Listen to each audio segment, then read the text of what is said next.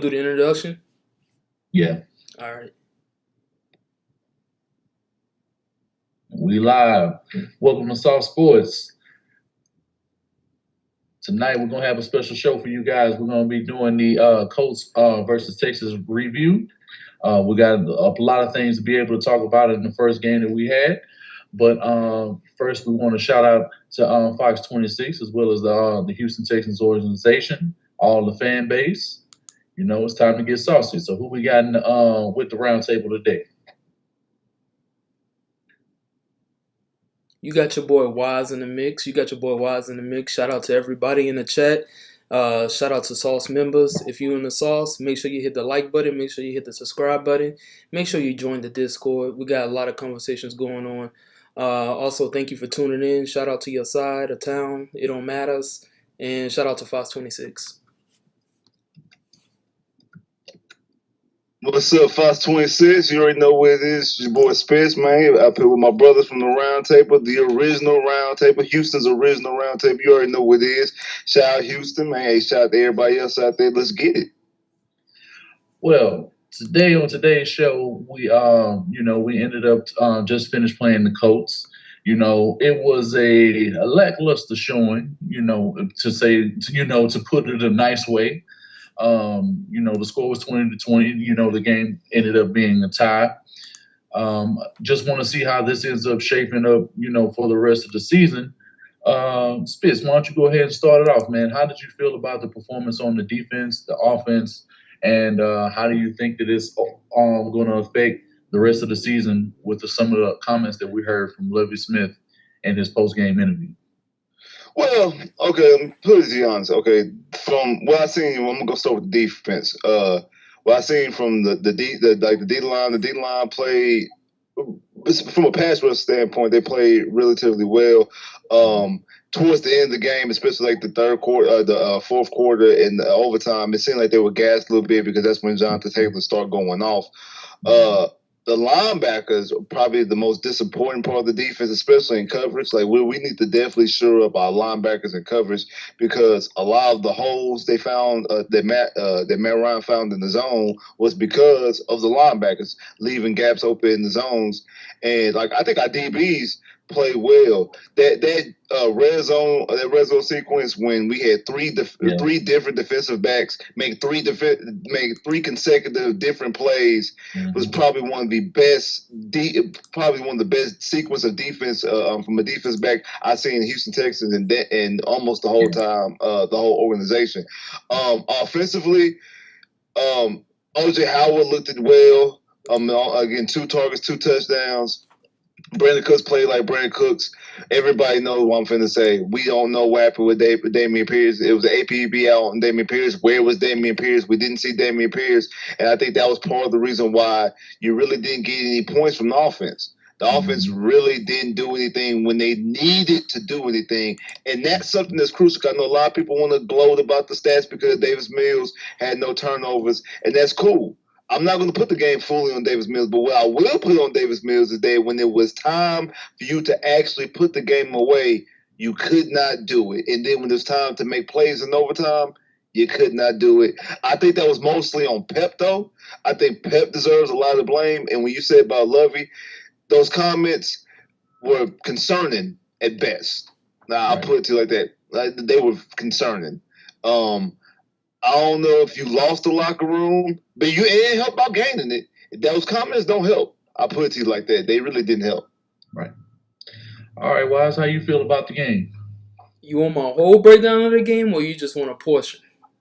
We can do the defense. We can start off with the defense first. How'd you feel about them?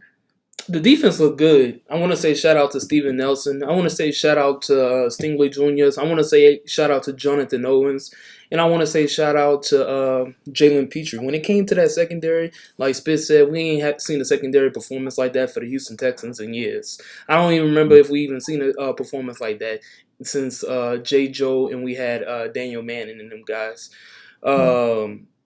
Another part of the defense that I really was impressed with was Jerry Hughes. For Jerry Hughes to come in as a veteran and look like he was still in his prime, bending around the edge like that, tearing up a solid all-pro tackle in Braden Smith. And then when you look at a guy like Jonathan Grenard making that big stop on the goal line on 4th down when they came out on the Wildcat, he didn't get faked out by that move that the Colts was trying to move, and he made the play. Other than that, it was a lot of bad. Those 5 players did phenomenals, or 6 players did phenomenal. The other 5 did terrible. When you looked at the interior of the D-line, we had no push. Guys was getting pushed back 5 to 10 yards.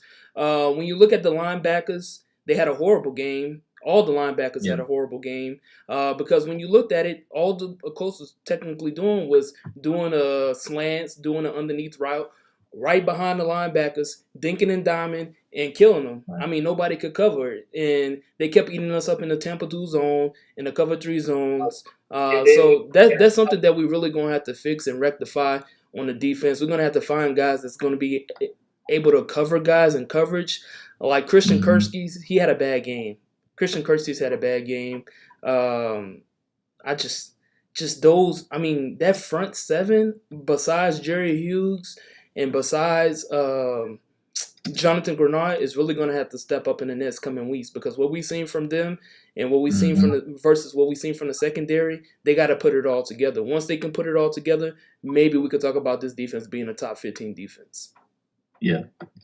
From my standpoint, the defense, the secondary, man, they played lights out, man. I don't think you could have asked for a better showing when it comes to these young guys. They put it together. Jonathan Owens is making the best of his opportunity in his first game with the Houston Texans. They were able to make plays, at a high rate. They were in on tackles. They were swarming all the guys in coverage. They were great in run support. So it's just one of those things where you can see where right now that's the shining as from week 1. That's what really, really looks good. I thought it would have been the linebackers, considering how deep the linebacking core was. The fact that we didn't get to see Blake Cashman, the fact that we didn't get to see a defensive rotation, that included Derek Rivers to be able to get some extra pass rush, bringing an extra D lineman, and really mixing and matching, their coverages, it left a little lack to be desired, considering, Lovie and his scheme. And the fact that he can bring blitzes and things of that nature. But Jerry Hughes, Jonathan Bernard played very well up front. Roy Lopez and Kurt Hennish are gonna have to play a little better up front. They weren't really able to push anybody back. They weren't really able to get any real interior pressure to be able to affect the timing of Matt Ryan. He had a lot of time. He was able to effectively break down the zones. Go behind the coverages. The linebackers couldn't get back into their dips, and as a result, guys were getting wide open, and he was able to get like 350, 60 yards, throughout the entire game. Much of it was during the fourth quarter and in overtime because, Larry Tunsil, he ended up missing the, that sack, to be able to guard his lineman, Davis Mills ended up fumbling on that pass. It's unfortunate. And once that happened, the tide just turned. So the defense was on the field a whole lot more. They had held, Jonathan Taylor to a respectable amount of yardage. They hadn't been able to utilize him about like a quarter and a half because, we were dominating, So it was just like they just couldn't get it together. I don't know exactly what Pep Hamilton is doing, or what type of plays he was calling, or why they didn't end up doing what they needed to do for the offense to be able to get them going in the later quarters. But the biggest thing of that is just the offense not being able to get it done, which is what we're about to get ready to talk about now. So give me your view of the offense, Wise. Yeah, I got a list of things I wanted to talk about. As you know, I took notes during the game. So the first thing I want to talk about is Chris Conley's. You open on 3rd down, ain't nobody around. It was a perfect pass in your hands, and you dropped it to get a 1st down that could have been pivotal points to help us win the game. Because hot butter garbage, that's why. He is hot butter garbage. He performed spectacular in the combine. He got the best number. He athletic and everything, but when it come down to the field, he can't put it all together. Another thing I was irritated with. And they cut Marlon Mack to sign him. Remember that? Yeah. Marlon Max. Wide receiver screens on 1st down to rest Burkhead. You do not run a wide receiver screens to running backs That's not even that is a utility back. This man is not fast. This man is not elusive. This man cannot go out there and juke guys like Tyreek Hill or Marquise Hollywood Brown. That's unacceptable. My third thing, Justin Britt. Horrible performance all around. When it came to pulling, the guy was pulling slow. The guy wasn't able to make his get to the second level. The guy was walking around, letting guys push him over. The guy got Damian Pierce killed multiple times. The guy was getting pushed back into Davis Mills' laps. It was just a terrible performance from Justin Britt. Where was Damian Pierce? That's another one. That's the fourth thing. Where was Damian Pierce? We all expected Damian Pierce to get a lot of carries this game. He was supposed to be the starters. And it was a lot of series in that game where I'm like, and the thing is, if you watch the sauce, I like Rez Burkhead. Y'all know this. But Rez Burkhead is not a 3-down back. And I've seen him in 3-downs situations for multiple times throughout that game. That needs to be fixed. That needs to be situated. I know Lovie said he didn't have anything to do with that. He really didn't know what was going on and stuff like that. But when you a head coach, you got to take accountability and you got to tell the offensive coordinator, hey, we got to get this guy some more looks because when we have this guy on the field, he's a little bit more successful, which makes our offense more successful at the end of the day. The next thing I want to talk about is O.J. Howard. It's funny because when we did our pregame video the other day, we talked about the impact that O.J. Howard was going to have in this game. And it was a lot of people in the chat talking, yeah, O.J. Howard is washed. O.J. Howard can't do this. O.J. Howard can't do that. But the guy was effective in the red zone, and that's what I like to see. A big body tight end that's effective in the red zone, that can get open, that's not going to drop passes, and that's going to run through tackles. And then my last thing is just Pep Hamilton's. I know a lot of people say it's only week one. But I swear, if this is going to happen week 2, week 3, week 4, week 5, where we see the same Bill O'Brien offense, where we run on first down, up the middle, run on second down, up the middle, wide receiver screens, halfback screens, not taking any deep shots down the field, not taking any chance. You see, when we start taking these shots, we start getting pass interferences and stuff like that. So, Pep Hamilton, I don't know what you got to do, but you got to do better. It was a horrible performance. If I can give a grade on Pep Hamilton's game on Sunday, it was an F-. So, all right, Spence, how you feeling about it? Well, I just want to piggyback off of what I said about the whole Lovie Smith maybe not being the decision when it comes to Damian Pierce because of his comments. Either one or two things are true, and both of them are not good. Either A, he a damn lie, and he's just lying to us because he can do it. I mean, he didn't know what was going on, and he just got Rez Burkhead out there. Or two, he don't know what's going on because how do you not, as a head coach, how are you allowing things to go on under your watch that you don't have control of? So either A, you don't have control, or B, you just let them play. Is one of the two things. And either one of them is not good. Coming from a Texas fan perspective, it's not good. If Lovie's not allowed to coach the way he wants to coach, that's concerning in itself. And that is one of the, I guess, the stigmas, one of the fears that we did have going into this, not going into the season, but going into the off season before we even hired Lovie, before there was a David Culley fire, before we even hired Lovie. But when we hired Lovie, we thought that those, okay, cool, we hired Lovie, it's a legitimate head coach, woo, woo, woo. It seems like the same old Texans, it's only been week 1, then reared his ugly head again. I know it's only week 1. A lot of people been telling me that on my videos, like, oh, it's only week 1, calm down. But I'm starting to see signs. They are not good signs, by the way. They're not good signs. And as a Texas fan, we can only feel like this because of what we've seen for the past 8 years. We can't give these people no benefits of the doubt. Like seriously.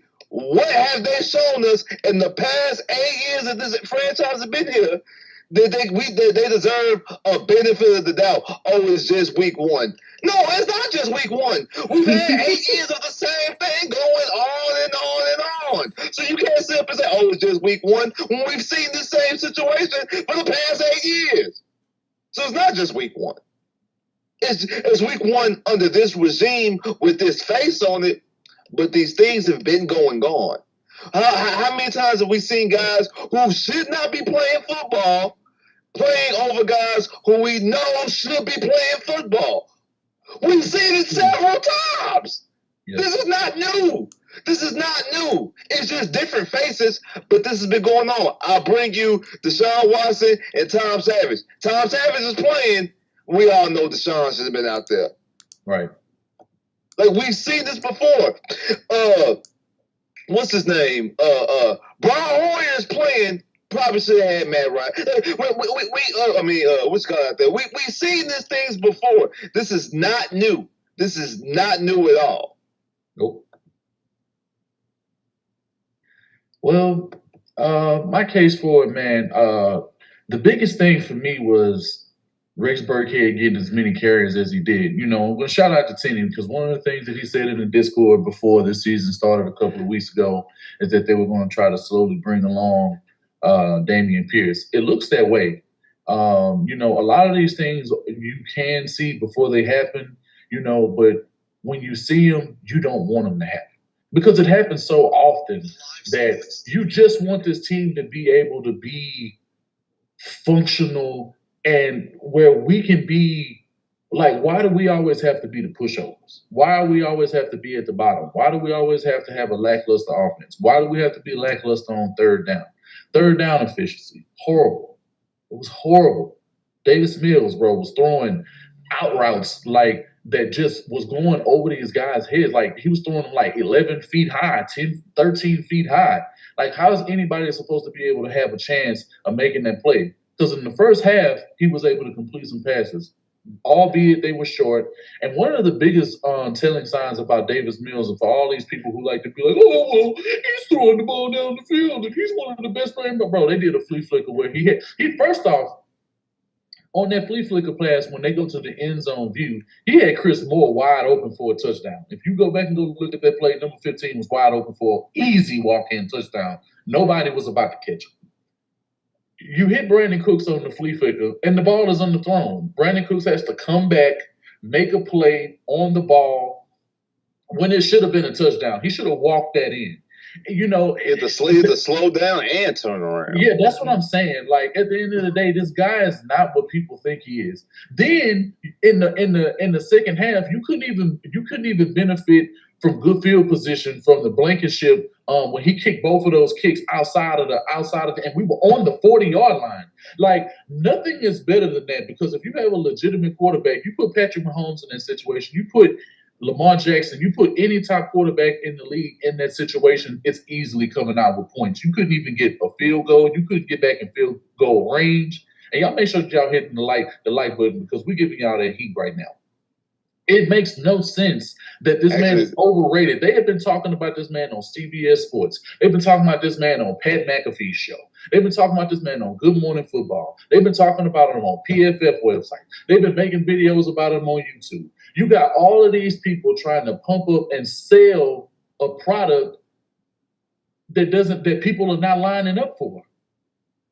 You do not have to go out of your way and try to shove Davis Mills down anybody's throat. Pep Hamilton was putrid. I don't want Pep Hamilton on this team because I seen what he did with Andrew Luck. People trying to act like because the 1 year that he was with Justin Herbert when he was a rookie, Justin Herbert is a talented quarterback regardless of who was going to be able to. He was going to be able to throw the ball downfield. He has weapons. How can you not look good when you have Austin Eckler, a phenomenal defense, a good O-line, a good head coach at the time, and you got Keenan Allen, Mike Williams, and just a deep roster?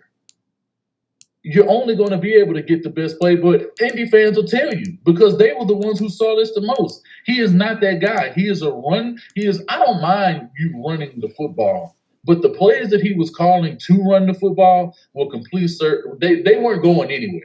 The O-line, I see people trying to say that the O-line didn't play well, and that's crap. But anybody to say, bro, Davis Mills walked into he literally stepped right into 2 sacks late into the game. The man was fumbling the football. He didn't have good ball security. The fumble is on him. As much as we can credit the sack to Laramie Tunsil, but Laramie Tunsil was on a combo block. He was trying to be able to get back into his spot where he could be able to push the other guy out of the way who was rushing towards the passer. But Davis Mills didn't do himself any favors because he didn't step up in the pocket. But no one wants to talk about that. The defense was on the field for a good amount of time. We were holding off Michael Pittman. We were holding off all of these guys that the Colt playmakers have. And why are we to sit here and act as if what they did is in vain? Because they gave a good showing. They limited the Colts to 20 points. They held Jonathan Taylor as long as they could to under 100 yards. He went crazy in the second half once the turnover happened. But it's just like, why does this always have to happen when it comes to the Houston Texans? We can't have good things at one time. We're gonna have the defense, but we're not gonna have the offense. It's either we're not gonna have the offense or we're not gonna have the special teams, or we're gonna have the defense. We're gonna have the defense and the special teams, but we're not gonna have the offense. It's always gonna be some sort of problem when it comes to this team, and they need to go ahead and pick it up, because all I want currently is to be able to see a confident football team. And in week one, Lovie Smith is not doing anyone any favors by wanting to tie the game and giving weak excuses at the end of the game of why he didn't want to do it. It looked like the defense was making plays to me. They stuck in it and they played their hearts out. Hopefully he hasn't lost anything with the team right now. But if he did, I won't be surprised. And going forward, if how these performances end up happening. Next thing, what other topic do you guys want to get into? One of the biggest indictments, if you want to talk about Mills' performance, was in overtime, and not because you mentioned like you couldn't capitalize on the good field position because the kicker kicked the ball out of bounds twice. He actually did it 3 times. He did it again in overtime as well, on the initial kickoff. And then you got the benefit of getting the ball twice in overtime, and weren't able to capitalize. Like the Colts did everything to gift wrap you this game. From missing field goals in overtime, there was no reason why this game should even went to overtime. That's an indictment of itself. And I know people want to bring like the game. Okay, I'm gonna be honest with you. The game that Davis Mills had was actually the perfect game for both Davis Mills fans and the people who want to criticize Davis Mills, because on one hand, he threw for over 200 yards. He was efficient. It didn't have no turnovers. Had 2 touchdowns. Probably had decent passer rating. And then, they will always want to compare him to the Trevor Lawrence, the people in his draft class, who, by the way, they all just look bad. Like, that's not a good thing to say, he's the best out of this class, because that class is not a good class. They're showing you that repeatedly, that all the quarterbacks in that class are not really good. So that's a conversation for a different day. So on that hand, you got okay, he was efficient. He didn't turn the ball over. He had 2 touchdowns. But then everybody else is like, but he didn't make the throws that matter. And that's the thing that you have. At the end of the day, that's what you have to hang your hat up on.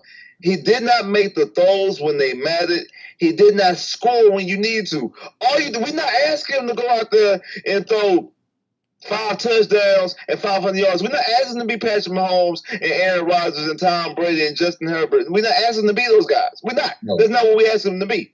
No. It would be nice, but that's not what we're asking them to be. We're asking them to be efficient, but at the end of the day, when we need you to score, when we need you to put something on the board, 3 points, all you needed was a field goal. The game would have been over. It wouldn't have went to overtime, or you would have won in overtime. All you needed was 3 points. That's the difference between us sitting here being 1-0, leading the division right, or being tied with the division with a tie, which is in itself a conundrum. It's just bad all the way around. And newsflash, man, everybody out there that's supporting the tie. The tie at the end of the season is going to be a good thing. The team ain't going no damn where. It's not going nowhere. And who cares to have a tie? You were the underdog. You were the underdog. You playing with house money. Me personally, I'm going for the jugular. I'm trying to get the dub. Like you said, we play to win the game. We don't play for ties. We don't play for now, if we were a playoff team If we Right. we definitely a playoff team, and we rather have a tie than have a loss. You could probably convince me, maybe it was a good decision. If we were on the opposite side of the 50, and we would definitely be if we don't convert, we'll definitely be in field goal range for them. Then I get it. That makes sense. Where you were on the football field when you was on the football field, it would have made more sense, especially being the underdog, to go out there and try to get the win. Or how about this? Run a better play on 3rd and 1. Like that play that they ran to Rex Burkhead made no damn sense. Let me do a quick little shout out. Shout out to Kenneth. Shout out to Sauce Nation, man. We appreciate the $5 donation, man. Y'all make sure y'all smash that like button, man, because we don't have these likes up. These likes are not up. We need them likes to go ahead and get up. We got 81 people up in here, and we only got 48 likes. Y'all go ahead and y'all smash that like button. Real quick, because I see some people in the chat, man. They already making the Mills excuses. We got to learn. I thought he was a professional. What's that got to do with his mechanics right now? Learn. Why can't he complete passes? Learn. Y'all seeing what we seeing. So go ahead, Spitz. What do y'all work on in the offseason? Like what was worked upon during training camp? I don't know. I'm not saying what was worked upon. If that's what you're gonna say, he's not a rookie. He played 11 games last year. What is 13 games? 13. Let's get that right. Okay. Touche. but what was worked upon? I mean, that's really not an excuse. It might sound like an excuse. And like I told y'all, I'm giving Davis Mills to the bye week, but I will be critical on the things you do per game. And I'm like, those are things that have to be cleaned up. Like, we have to be able to trust you in a situation. We're up 20-3 going into the 4th at home. You should close that out. We're up 20-6 at home under 10 minutes. You should close that out. You're up 20-13 at home under 5 minutes. You should close it out. You're tied at 20 with 2 minutes left to go in the game. You should close that out. You get 2 possessions in overtime.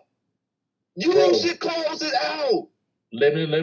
Here's another thing, Spence. This is less than a calendar year. This is the second time he's been in a situation where he's been up with almost the same identical score, being up 20-3 and allowing another team. Last year just happened to be a rookie. It just happened to be Mac Brown. I mean, whatever his name, Mac Jones. Now you're in a situation where the defense had, Matt Ryan looking silly out there. They were peeling off, getting picks. They were doing all kinds of things, and they were capitalizing all the mistakes and the stops that they were making throughout the game. And for Davis Mills to constantly be in a situation where he can't play up and win and close out a football game is more evident, and we're going to keep talking about it regardless how anybody feels about it. Exactly. It needs to be talked about. What? One of the key things that makes any quarterback great is the clutch gene, something he does not have. He can't close out games, and he had we will be talking totally different about Davis Mills, because if you're a part of the Discord, we will give this man all the credit. That's exactly what I was about to say. When he was playing well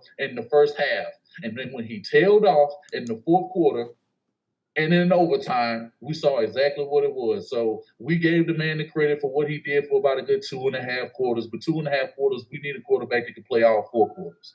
What do you got? Spitz? To be fair, just to make sure that everybody gets what they need. That also, Pep ain't doing no favors, because the play calling, like you said, Bill O'Brien, Tim Kelly-esque, like he's the black Tim Kelly. I agree with that. Now, I also think some of that has to do with personnel, because I know you brought up Wise brought up Chris Conley. Why wasn't the ball going to Nico? Why did Nico only get 2 targets? Like, somebody explain this to me. Exactly. Why is Chris Conley out there getting targets? Exactly. Rex Burkhead got 8 targets. Nico only got 2. Brandon Cooks got 9. I understand Brandon Cooks is Brandon Cooks. But again, why wasn't Nico targeting the football? You want to give the ball, you want to target Chris Conley? Why was Chris Conley even out there to begin with? I thought we cut this man. Why is he on the field to begin with? But I digress. What is Philip Dorsett? I don't know. I don't know. I only seen him for one play, and he didn't even get a pass. He didn't even get a target. Oh, how about this? Why we didn't throw more to O.J. Howard? Why only time he got targeted was in the red zone? Why we didn't target more? Now maybe I guess because he's new, maybe he don't know all the plays. Maybe that could be that actually could be a valid reason. But I'm just saying, when you're in those type of situations, sometimes you just need playmakers on the field. Forget scheme and all this. Sometimes we just need somebody to make a damn play.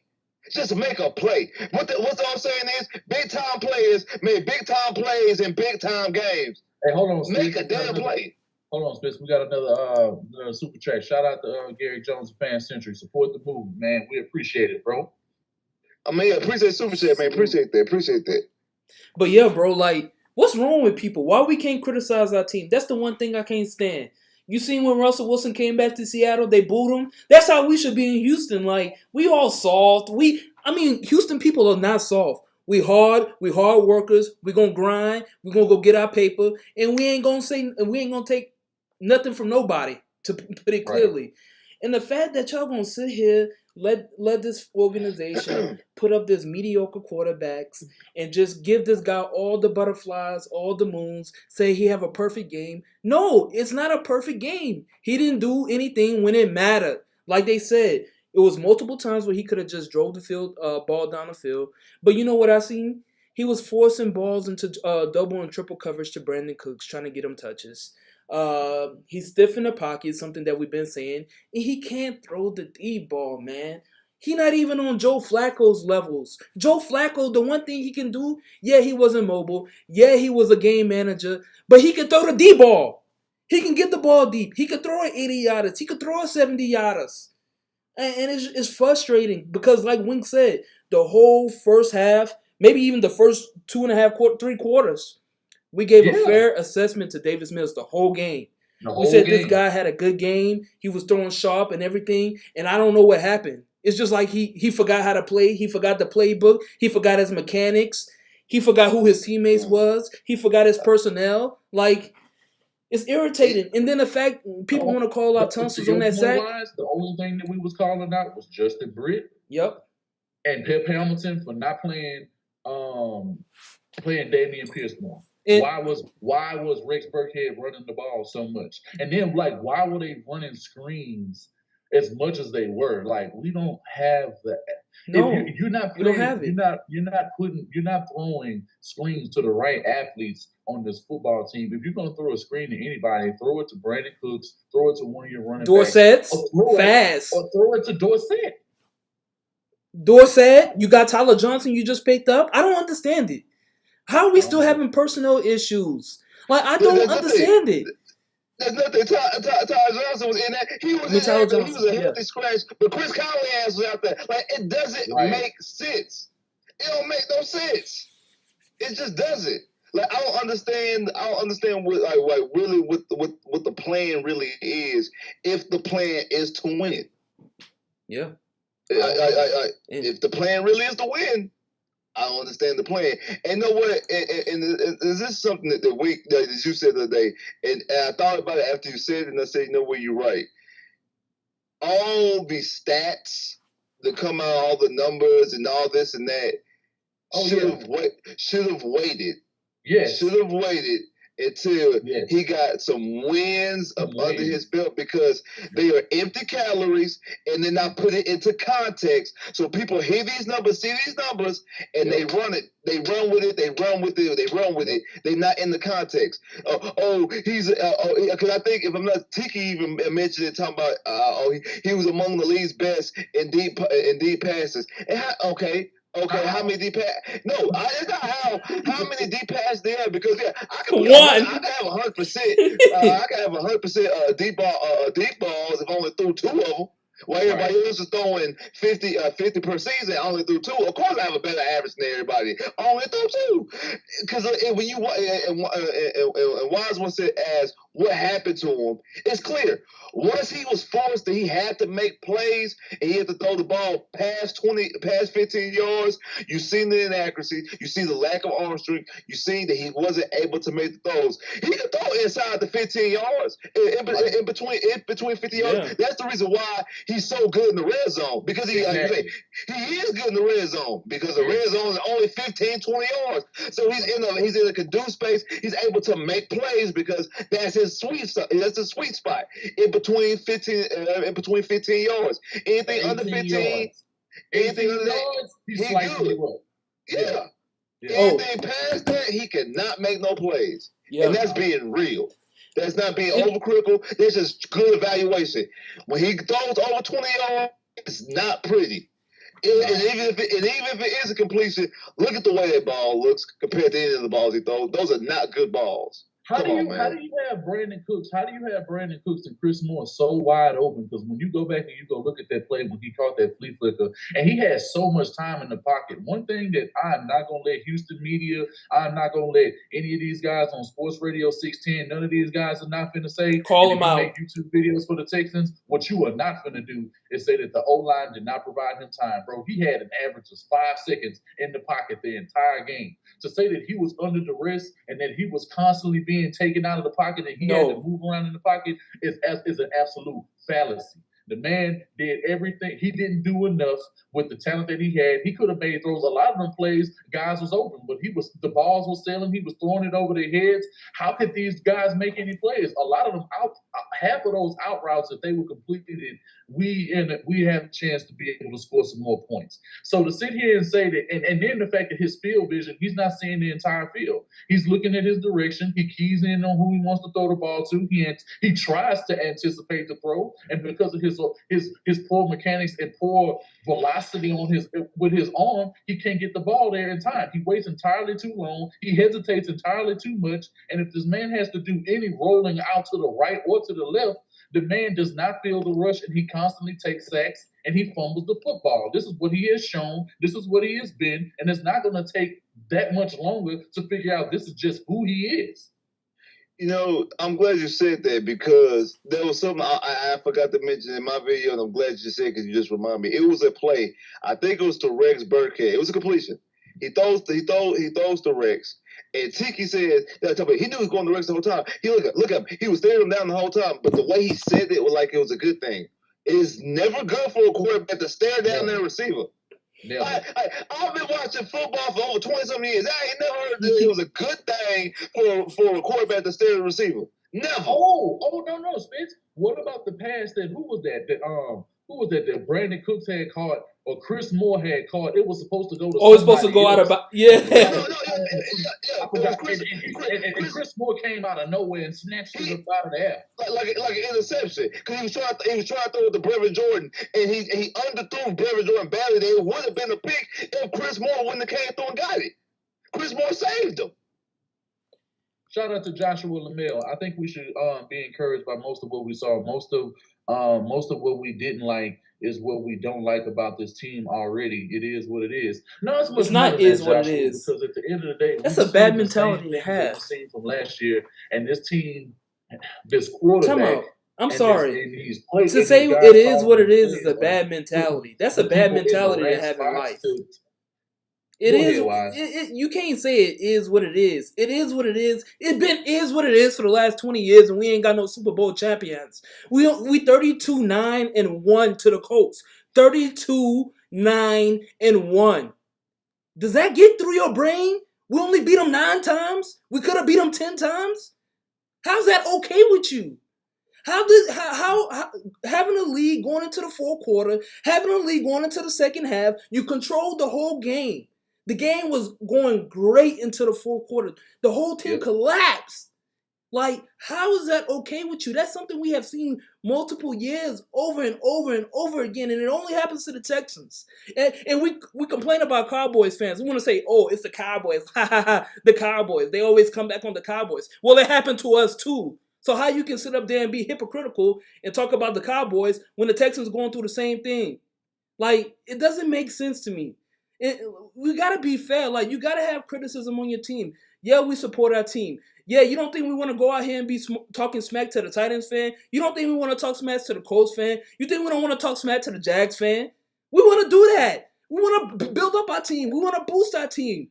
We want to be like, yo, it's a Texan. We got a Stingley Jr. We got a Petrie. We got a Mills. We got a We got a Nico Collins. We got a Brandon Cook. We got a Thompson. We got a Kenyon Green. We want to support all these guys. But when you ain't putting it all together and it ain't turning into good results, somebody got to call it out. You can't be over here sugarcoating stuff. That's not how real life works. You got to be realistic with yourself. Brickford, what is it that we're not understanding about football, bro? Because you got a whole lot to say. What is it? What are you seeing that we not seeing? And at the end of the day, why shouldn't we call out bad football play if you're a paid professional getting paid millions of dollars to play a game?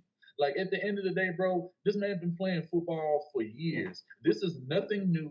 The mechanics and stuff like that don't change. The fundamentals of football do not change regardless of what level you do.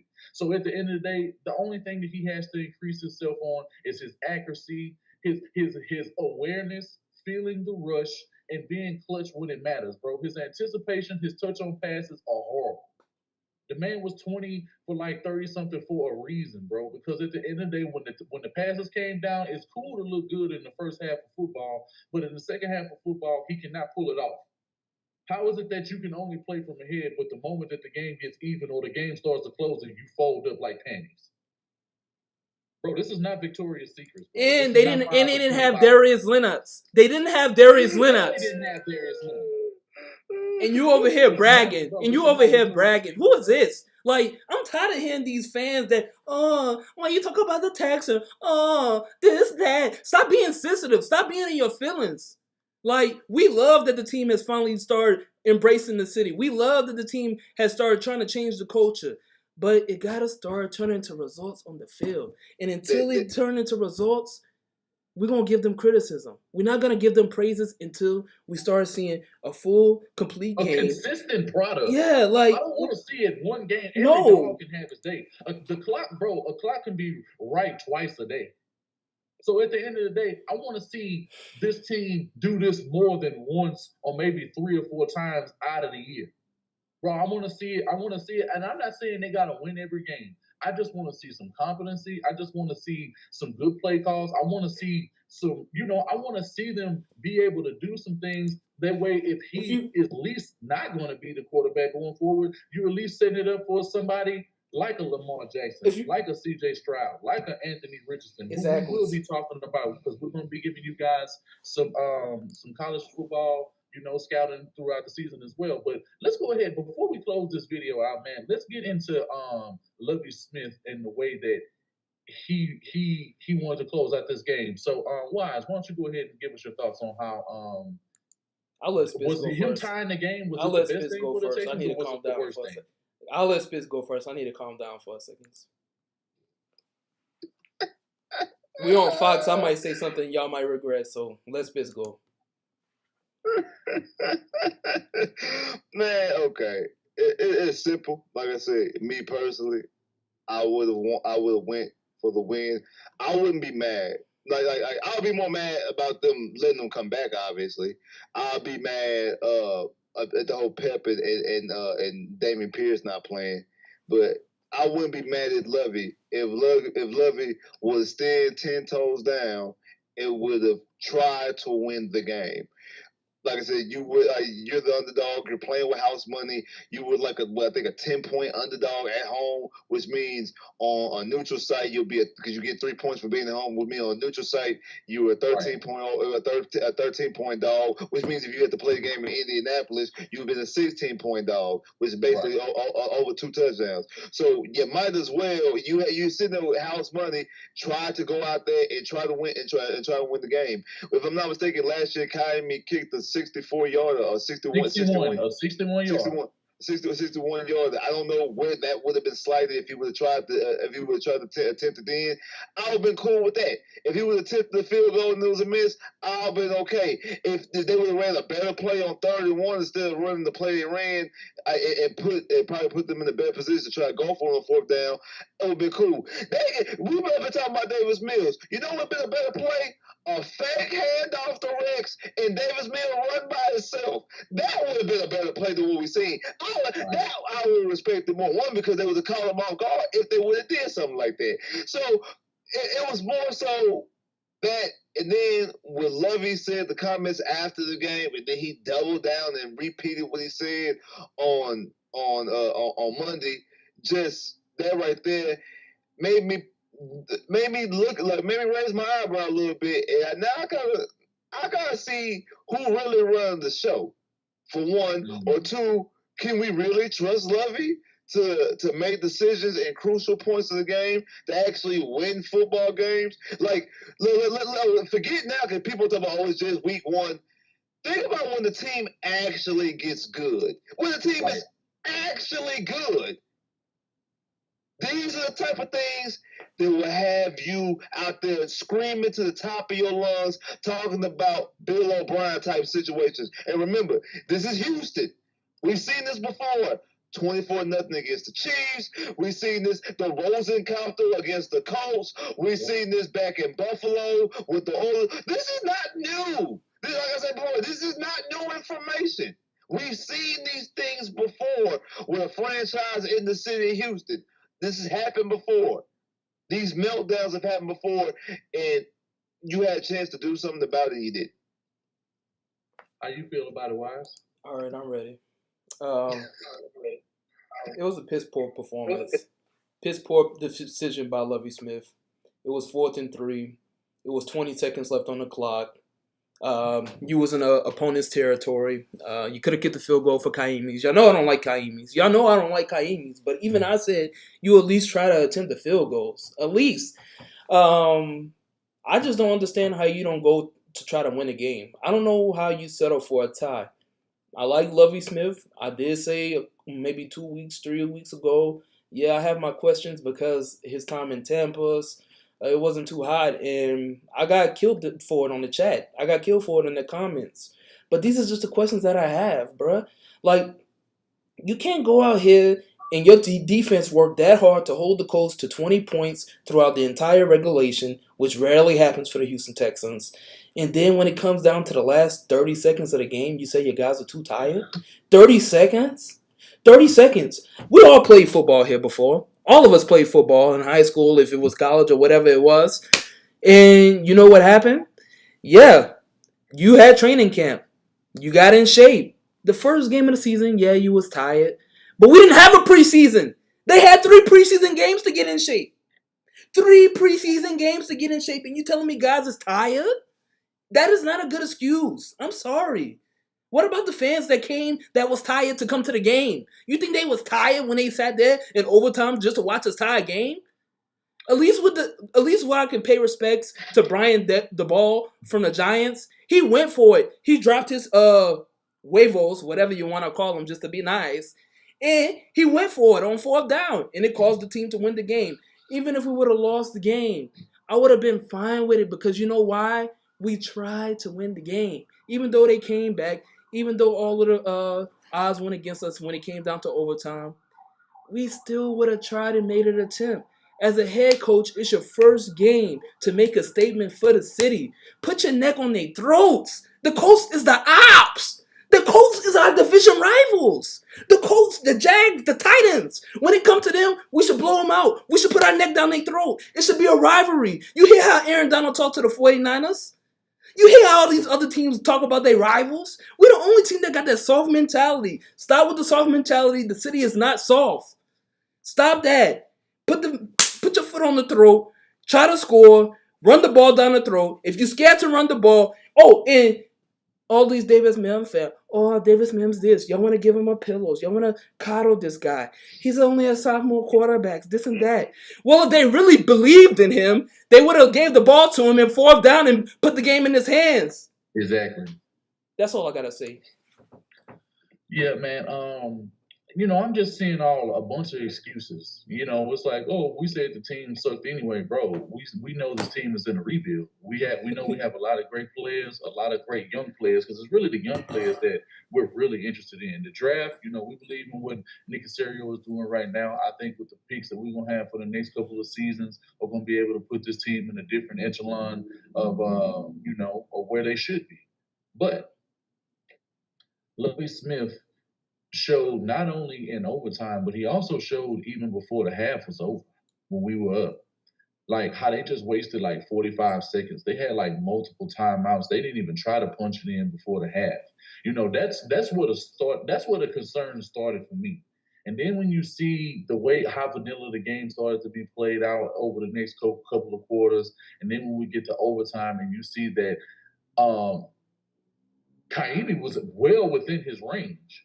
You know what I'm saying? And the fact that they don't even take a chance, and I understand, okay, you still had your timeouts. It wasn't even that much time left. The Colts were moving the ball like that in overtime. You know, the defense was playing good, and then you want to make excuses saying that you had to make the best decision for your defense. Your defense was going out there and they was making stops.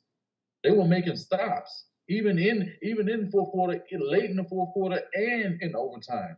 So for you to sit here and try to put this on your defense, at the end of the day, bro, we all know you don't really believe in Davis Mills like that. You don't believe in the running game that you guys had presented in that football game, which is why it made you nervous. But a good portion of that, and the fact that we didn't even run the ball well, and for the defense to play as good as it did, only lets me know how much better they will play once they are in a position and they get Damian Pierce going. Rex Burkhead, bro, is a stopgap option at best. He probably won't be here after the season. He's probably only here just because they needed a veteran and to fill the spot.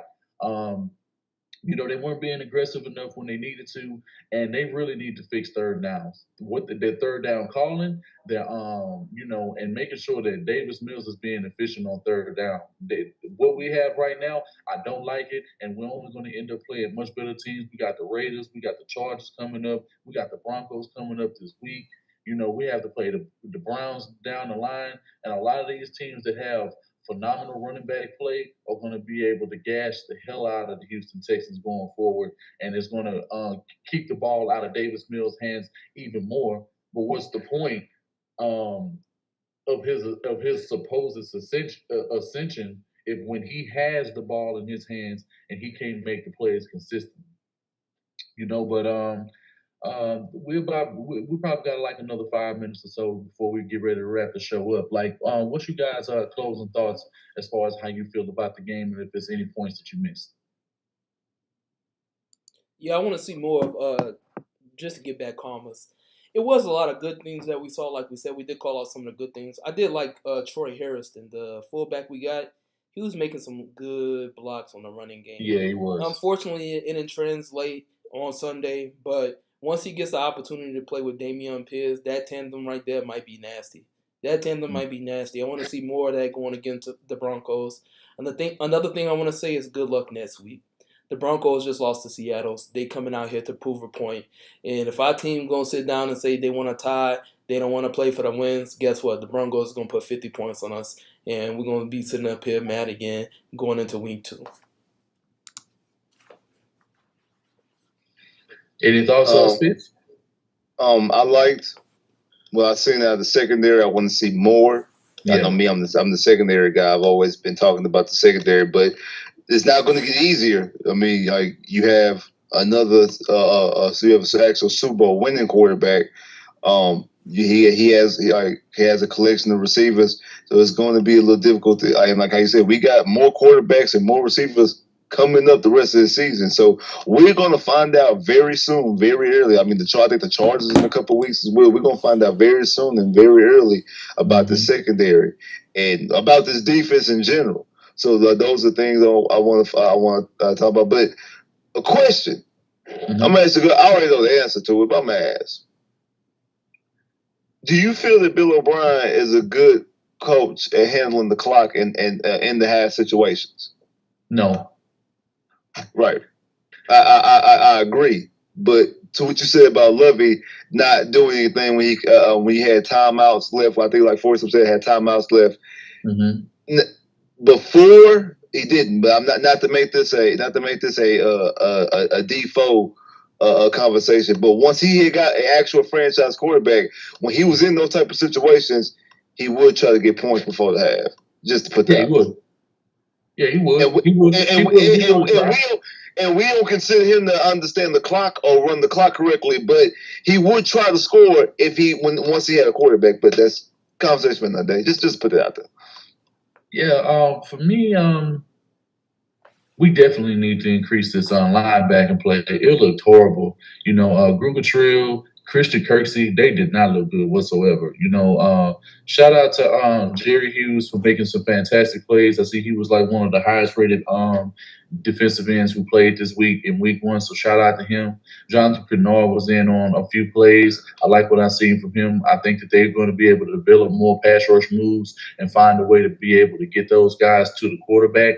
Definitely need to generate more interior pressure, from Kurt Hennish and Roy Lopez, as I stated earlier, because we're going to need all that we can going forward to be able to make this team ferocious up front. Christian Harrison is going to be here for a few more weeks, so we're going to have to try to see exactly what it is. And one thing that I see that they need to get off of the gas of extremely early, especially with the quarterbacks that we're going to have to face coming up very soon.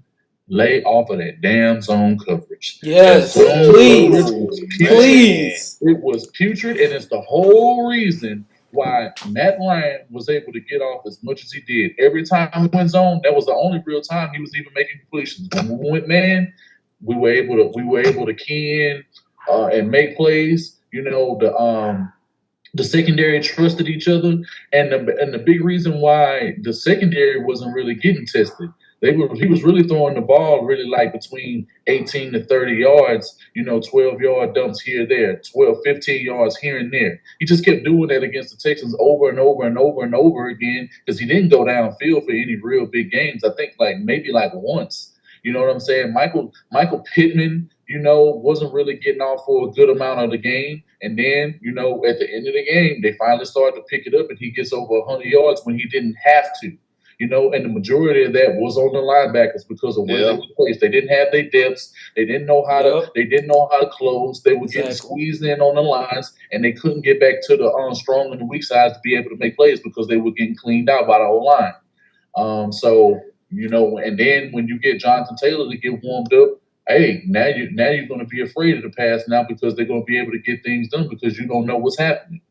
But those are some of our thoughts that we have right now. So make sure when the video posts, make sure you guys like, comment, subscribe, share on all your social media platforms. Do you guys have any other thing to say before we get up out of here? Yeah, I got one more thing to say. I got about a whole minute I got to say. Okay. It's no slanders to Lovie Smiths.